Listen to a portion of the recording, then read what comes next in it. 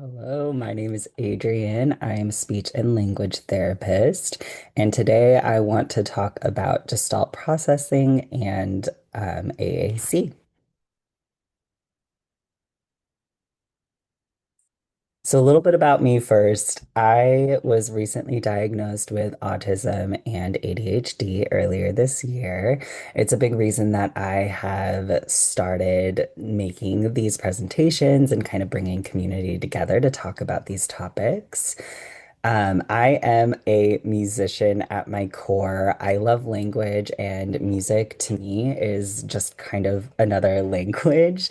I have been learning music pretty much my whole life and learning to play instruments pretty much my whole life. From a really early age, I was given drumsticks because I would drum on everything in sight. So I was the little drummer child. When I was old enough and my fingers were dexterous enough for me to play a recorder and then a flute, I started picking up those. In school, I joined the concert band and then later joined the jazz band, the pep band, and the marching band. They were all kind of tied into a concert band with my school program, though, so it wasn't as crazy as it sounds. I started learning guitar for the first time in middle school, but I only took one semester and then I wasn't able to take it again. So I picked up guitar again during my SLP program. It was difficult at first, and I had a lot of false starts where I felt frustrated by it. And it wasn't until I started learning the guitar as if I was learning gestalts. So I would learn a favorite song, I would learn all of the chords and how they go together. I'd learn to sing along with it. And that's when it really started to make a lot of sense to me. As a speech and language therapist, I started my career in 2022. I was lucky enough to be at a really neurodiversity affirming practice that was working on learning about Gestalt language processing. So I got to really dive right into it from the start. And I found out a lot about the clients that I worked with, as well as myself in the process, which was really, really cool. It all made a lot of sense to me, and it really set me on the path to connected and meaningful communication with every person that I meet and work with. So let's dive right in. I want to first talk about analytic processing and gestalt processing, what those are and what development looks like for each of those different profiles. I want to remember too, as I go through this, I'm separating analytic processing and gestalt processing, but they're not really so distinguishable in that way necessarily. Some kids are really clearly gestalt processors, some kids are really clearly analytic processors, but you can kind of process language in both ways, and those are our dual processors. I'm not going to go over that much today, but it is something to keep in mind as we're going through this. So, what is analytic processing? By definition, traditional language models are typically following analytic processing in terms of milestones and how language develops. Analytic processing is just kind of a fancy word for what we would typically think of when it comes to language development. So, children learning single words, then progressing into combining words, and eventually learning sentence structure and grammar rules. Language is typically more, our processing style is typically more than just language. It's really represented in our language, but I like to think about kind of our whole cognitive profile. So for analytic processors and Gestalt processors as well, thinking and language really go hand in hand together. And this influences how these kids will take part in routines, how they'll learn and practice new skills, and how they relate to others as well. Analytic processors notice smaller pieces of meaning from the beginning. They're kind of learning parts of something into learning a whole. So they're applying these new concepts to new settings in those smaller units as well. As their language grows, they will link words in more complex ways, and they'll also really clearly use labels for people, objects, and actions. In terms of just the developmental timeline that we're looking at, and I guess my slides got a little messed up here. That's okay. From birth to 1 year of age, kids are making sounds, they're exploring their vocal and spoken language. They're really just kind of trying out what they can and seeing what happens in the world. They are starting to develop some understanding of really common words that they're hearing, and they may develop their first words like mama, dada, hi, or bye, things that are really common in their environment and really salient, like easy to see when we're speaking them. Because if we're saying mama, we can really clearly see it. So those tend to be the words that kids develop first. From 13 to 18 months, that's when our words are really starting to be our focus in terms of language development. They may begin to understand simple questions and directions with familiar words in them. They're also likely to start understanding words for common objects, common actions, and people in their lives as well. These kids will also produce jargon, and that's because their speech system also isn't keeping up with their spoken language. And so if they're saying 1 to 2 words, depending on the complexity, they're going to produce some jargon that is difficult to understand or possibly impossible to understand, just depending on who they're speaking with and what environment they're in. From 19 to 24 months, kids are generally getting up to about 50 different words. And when they have 50 different words, they can start to combine words into phrases. This is kind of the building block that brings them into the 2 to 3 year range where they can combine even more words and they're starting to build sentences, they're starting to ask questions, they're using more grammar elements like adding a plural on the end of words, adding ing onto words that describe the actions they're currently doing, or adding ed onto words for the actions that they did in the past or that somebody else did in the past. Okay, now let's take a step back. What is Gestalt processing? So, this is really why we're here today, and I'm really excited to dive into this part. So, Gestalt learners are processing the world in larger units. So, instead of the part to whole, they're generally going from the whole back down to the part, and then up to the whole again. So, Gestalts just to define what those are anything that is meaningful, intonation rich, so kind of sing-songy or emphasized with stress, and can be anything from a single word up to a full movie script. I haven't worked with kids that have scripted whole movies, at least not in my sessions. But I do have kids that like to do like scenes from their favorite shows, and we will play together and they will use the scripts from the show. Sometimes they'll correct me if I get them wrong. So it's a really cool thing that Gestalt learners will do. They've captured this whole meaningful unit and they're able to use it in a new way.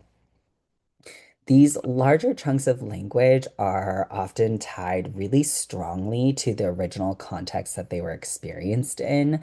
So, the feelings that they had, or what the results of that language were at that time. Generally, when we have that full gestalt, all of that information is also tied into the meaning of that language. Over time, like I've mentioned, these Gestalt learners will break down the scripts as they gain more language and more experience, and that will allow for the eventual development of flexible language and complex grammar. If you remember back to our last slide, that's where our analytic processors ended up as well. It's just a different pathway to the same goal. I also want to take a moment to address some things that are beyond language for Gestalt processors as well. So, Gestalt processors are often also Gestalt cognitive processors. So, our brain is wired to think about and observe and respond to the world in those meaningful chunks as well.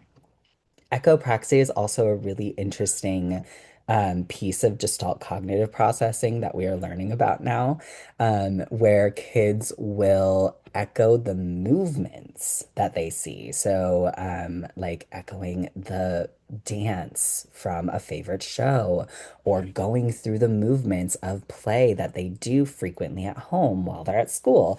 So, echopraxia is that movement as a full Gestalt. I also want to remind everyone that autism does not mean that you're a Gestalt processor, and being a Gestalt processor does not mean that you're autistic.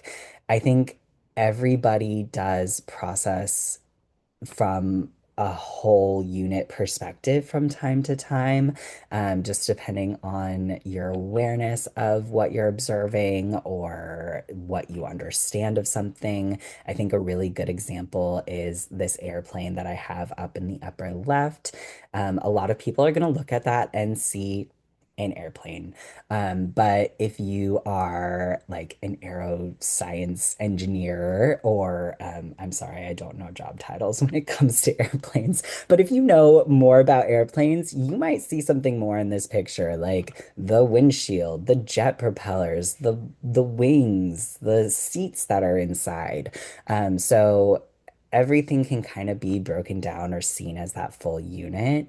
And so it's possible too for Gestalt learners to not necessarily be autistic, although we do know that autism is strongly linked to Gestalt processing, and a lot of autistic learners are Gestalt processors. For the stages of Gestalt development, you'll notice that I don't have specific age ranges listed, and that's because the research just hasn't identified those quite yet. There is no typical development for Gestalt language processing, just because we haven't roadmapped that yet.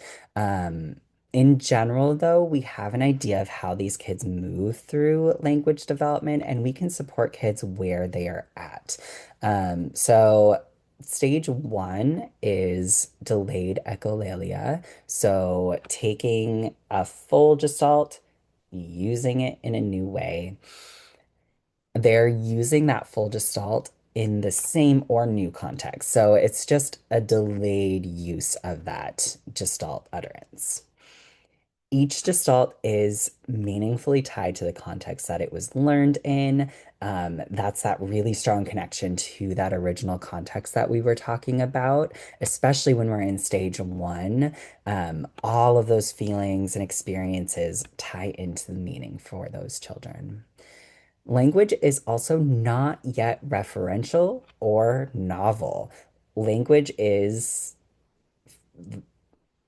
produced as echolalia. So it's not brand new yet. They haven't broken it down into single words and recombined it with their own grammar skills. They'll do that later.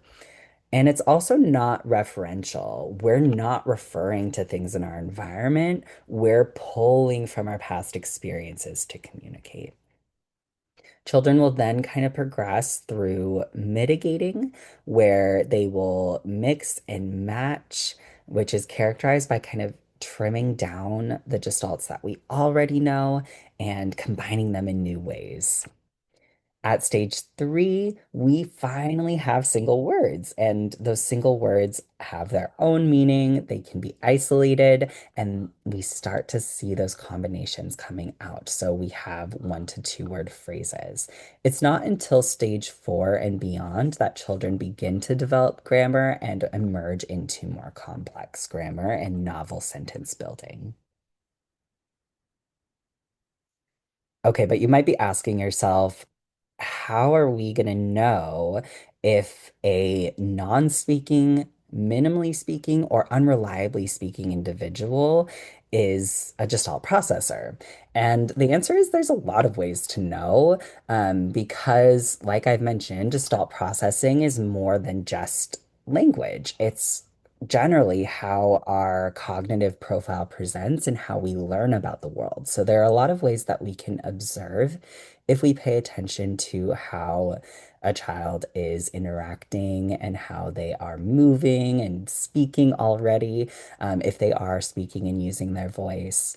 And some of those ways are echopraxia, so watching for like movement echoed. So, like, watching, does your child try to act things out that they've seen in their environment meaningfully? Gestalt cognitive processing. So, does this individual do well within familiar routines and activities, but fall apart in novel situations? Are they participating in repeated play or enjoy repetition, like repeating favorite clips of favorite movies or rereading favorite books? Are they producing a lot of jargon that is rich with intonation, almost song-like or conversational? That is one of the most obvious signs, I think, because you can hear it, you can watch it, and I think it ties the closest into what we would think of when it comes to Gestalt language processing. Do they try to sing along with songs? That's really similar to the jargon. And you might notice some recognizable words or more recognizable tone. And if they're not singing along, are they paying more attention to you when you're using really rich intonation and singing a song or producing a familiar spoken routine? I also want to mention that sometimes you might see limited progress in traditional speech and language therapy models. I think as a neurodiversity affirming therapist, I tend to have a really good sense of how a child is progressing with their language, whether they're an analytic processor or a gestalt processor. But not every therapist has that same perspective or that same approach. There are therapists who take more of a traditional approach and work really, really well with analytic processors, but you won't see as much progress for Gestalt language processors. So that's another area you might want to look at if you suspect that your child may be a Gestalt processor. Now that we know about the development of Gestalt processing and how to identify Gestalt processors, let's talk about how we can support those non-minimally or unreliably speaking individuals with accessing AAC. And as a reminder, AAC is alternative or augmentative communication. So even if your child is already speaking, they may still benefit from AAC because they might need like a choice board or a static communication board that they can use while they're frustrated or they don't have access to speech. Or those visuals might be a really helpful tool for them. So I really think of AAC in this broad, all-encompassing way because it captures everything that we do to communicate without using our voice, without using speaking. So, where do we start for AAC when we're supporting a Gestalt learner? We want to personalize with flexible and novel communication in mind.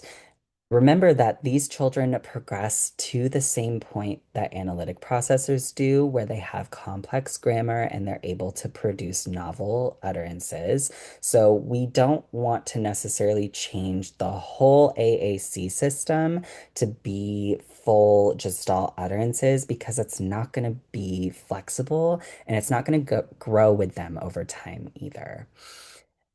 To add in gestalts, then, we want to focus on the fringe vocabulary. So that means that we need to have a folder on the device or a plan to include gestalts into the pre-programmed folders onto the device.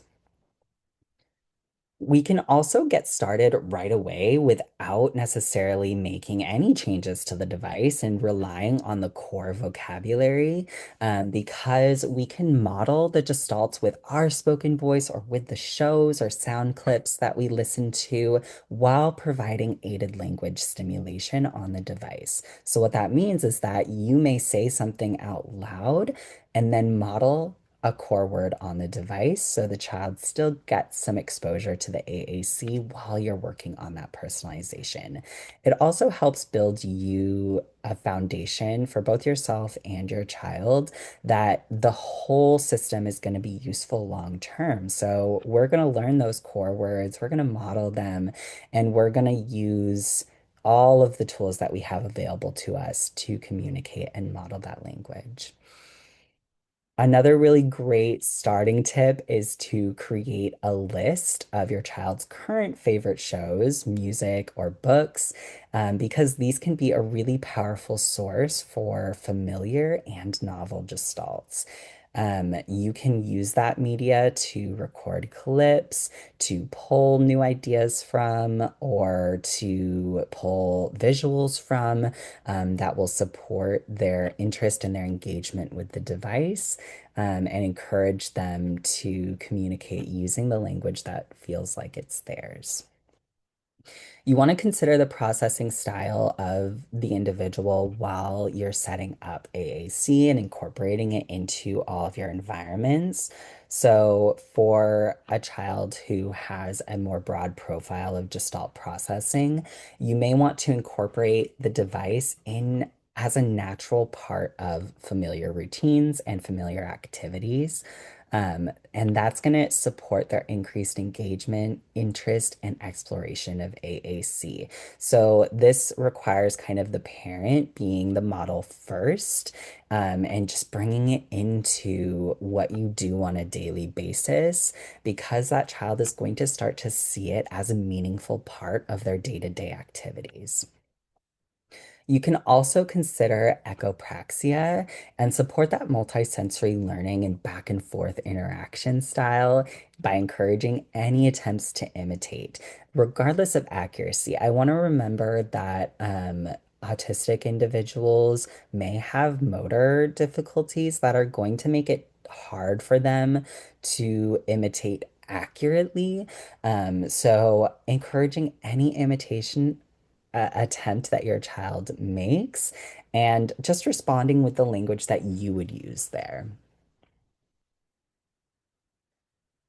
I want to expand a little bit on, well, I want to expand a lot on personalization. Areas that I typically focus on and encourage the families that I work with to focus on are daily routines and familiar or favorite activities.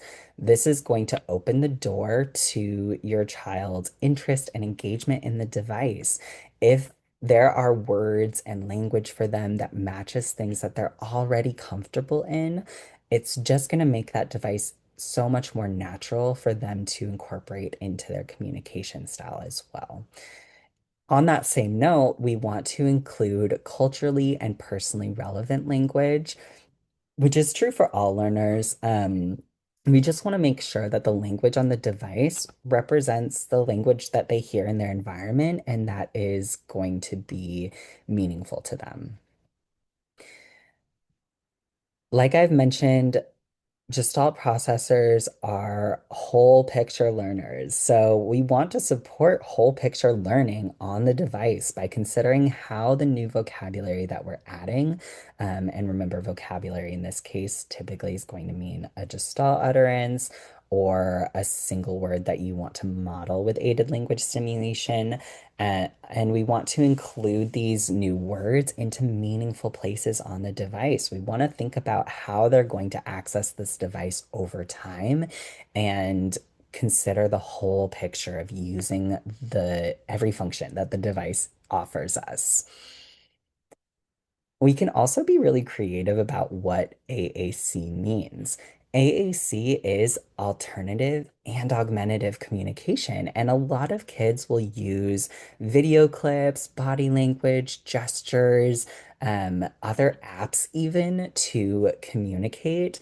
And we want to make opportunities for this and encourage any communication that is natural for that child while modeling the new language that they may be able to use as well.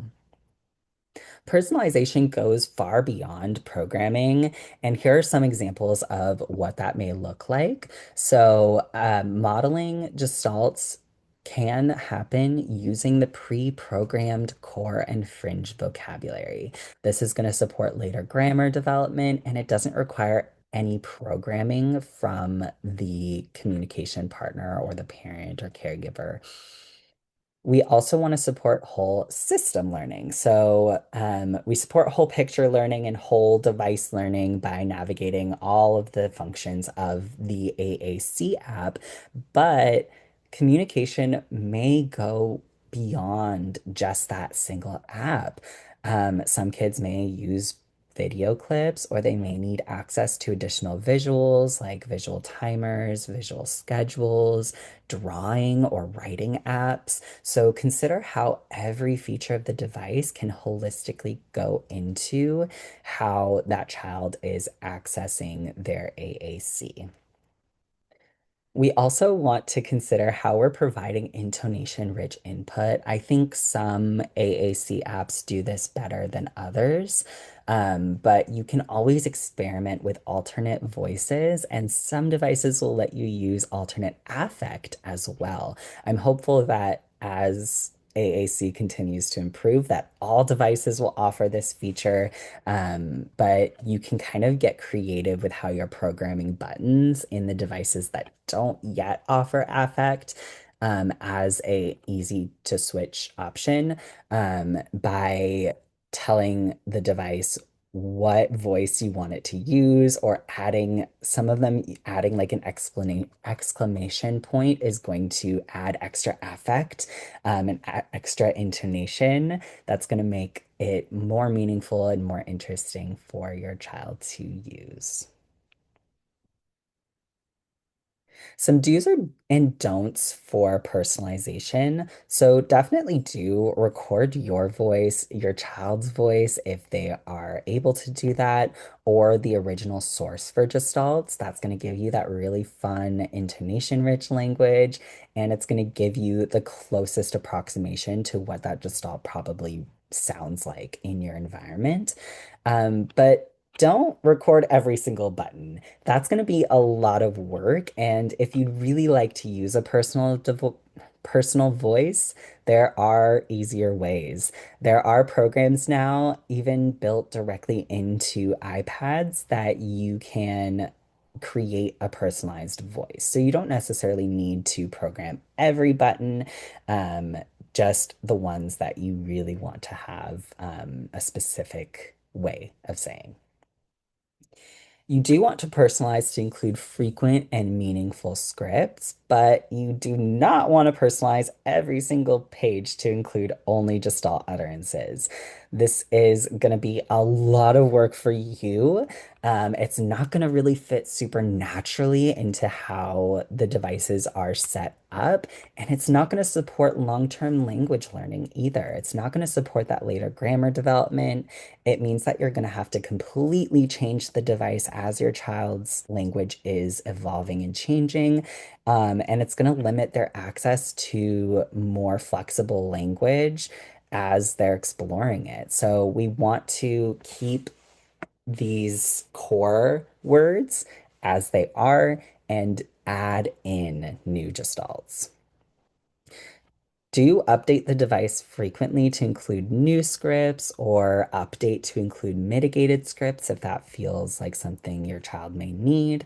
But also, just make sure that you don't program it once and then leave it.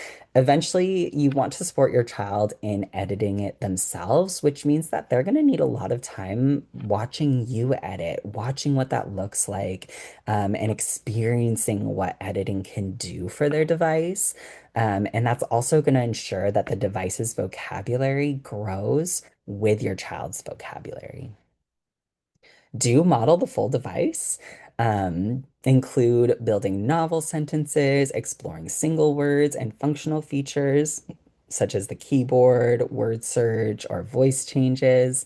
Um, and try not to only model on Gestalt pages. Of course, it's okay when you're introducing a new page or you're doing a specific activity that relies on a lot of Gestalts. But you still want to model across the full system. The next few slides are going to be ideas to help you support language development for all communicators. A lot of kids we may not know immediately from birth if they're a Gestalt processor. If you yourself or your partner are a Gestalt processor, you may have a better idea. But if you've never heard of it and you're just not sure, there are a lot of strategies that you can use while you're getting to know your child and while they're figuring out their processing style for themselves. So supporting flexible language development, language language is starting to develop from before kids are even born. So think about like having the headphones on the pregnant belly while you're listening to music together and you can feel the baby responding to it. That's because they can hear the intonation shifts and they can hear the melody, and their brain is already starting to pick that up as soon as their ears and their inner ear system develops. Once children are born, we can support language by modeling with similar language to theirs. From birth, that's going to be a little hard, but really what you need to do is just respond with sounds. If your child is making sounds, respond with a sentence if they're using long strings of jargon. And a really great way to expand language as they're starting to pick up words or gestalts is to use familiar language in new contexts. So, taking language that you've heard your child use or that you use frequently, and then pulling it and using it in a brand new way in a different routine, or modeling new language during familiar routines or while your child is regulated and engaged. So we can model new language in any activity. But if your child is dysregulated or not super engaged, then they may not pick up those models, and it may be best to rely on familiar language. But new language within a familiar routine, if your child's interested, a familiar routine is going to be an easier place for them to pick up that new language. Learning through shared play is so, so important for Gestalt learners. It's important for all children and all learners, but for Gestalt learners in particular, play-based learning tends to expose us to meaningful, fun, and engaging language, and we're just more likely to pick up the models that we hear. Let's look at some specific strategies. So, all of the strategies I'm going to talk about, you can pretty much use at any age. But I've kind of highlighted some areas where these strategies are going to be especially helpful for us.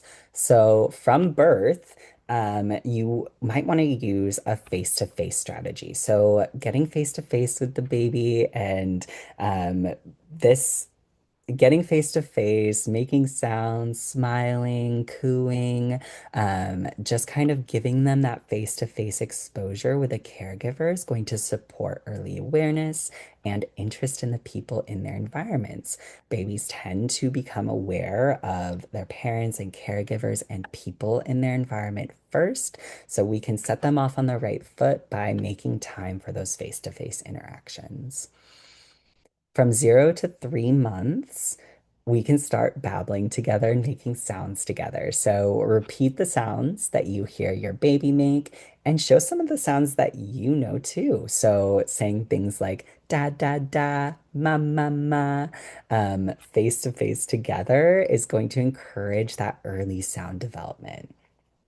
From 4 to 6 months, we can use a strategy called something silly. So, introduce silly facial expressions and sounds, do silly things with objects. This is going to encourage multisensory exploration as your baby's experiencing things for the first time. From 6 to 12 months, that's when most kids are starting to learn their first words or their first gestalts. So we can use a strategy called narrate. This is a strategy where you talk about what you are doing or what your child is, or what you observe your child doing using natural language. You're just increasing how much you're talking throughout your day as you narrate your routines and activities. Make sure to include clear gestures like pointing and continue strategies like vocalizing together. From 13 to 36 months and beyond. So, 13 to 18 months, I really like introducing a strategy called interpret. So, especially for children who are using a lot of jargon or who are not always easily understood, we can try interpreting their message. This way, you can model the language that they may be trying to use, but their speech system just isn't quite ready to use yet. It's going to let them know that you're listening and trying to understand them, and it's going to bring their attention to you, and they're going to be more interested in what you have to say as well. From 18 to 24 months, a really great strategy is called observe, wait, and listen. This strategy is kind of the gateway to following your child's lead, and it's the best way to encourage that emerging language because you're letting your child take the lead. Focus on observing your child, waiting for them to communicate, and listening closely before you respond. From 24 to 36 months, that's when a lot of kids start to get interested in more complex play. And we start to see things like imaginative and pretend play. Pretend play is where kids will workshop their growing language skills, and we can really support that language that they may use with peers or in certain social situations by bringing in favorite characters, naming different people toys, and creating interesting stories together as we go along with play. At 3 years or 36 months and above, I really like to start supporting with storytelling. So, encouraging storytelling by sharing about your day or a favorite memory together. Some children may struggle with sharing personal events, especially if they have difficulty with memory and recall. So you may want to start with like watching a favorite show together and then talking about what happened or reflecting on a familiar story together. So building that storytelling skills with things that are really familiar and that they have had a lot of language models for. My last slide here is just a take home idea for anybody who is listening and watching. So choose one of your child's current favorites. It could be a character, a TV show, a movie, book, activity, really anything that your child really, really loves. And write down 5 new gestalts related to that favorite that they could use during some activities. You might choose your own, but I've included a few ideas. So you might want to choose gestalts that they can use while eating a meal, getting dressed or undressed, or while playing with peers. Once you've made this plan, you've written out your five new gestalts, you've identified the favorites, and you've identified what activities you want to use those new gestalts in, get to modeling. So this may include a middle step here where you record these new gestalts onto their device if your child uses AAC. Um, you may record your voice. You might record the voice of the character if it's from a TV show or movie. Or you might just put in the sentence and have the device say it. Um, However you end up doing it, I do recommend including some familiar visuals as the pictures if you can. Then get to modeling. So while you're modeling, try to pay attention to what your child's interest level is, any attempts that they make to use these new gestalts, or how they respond to them. Are they interested? Are they not interested? Take a lot of time to be modeling these in the activities. For some kids, it takes them time to process, understand, and become interested. Some kids, you'll see them become interested right away. So give your child time, but make some notes about what you're observing and make another plan. If your child masters the new gestalts or if they just continue for months to not be interested, leave them on the device, and make a new plan and continue forward in that way. Thank you so much for watching. I loved sharing about this topic with you. Feel free to like, follow, subscribe, and if you have any questions or comments, leave them below. Thank you so much.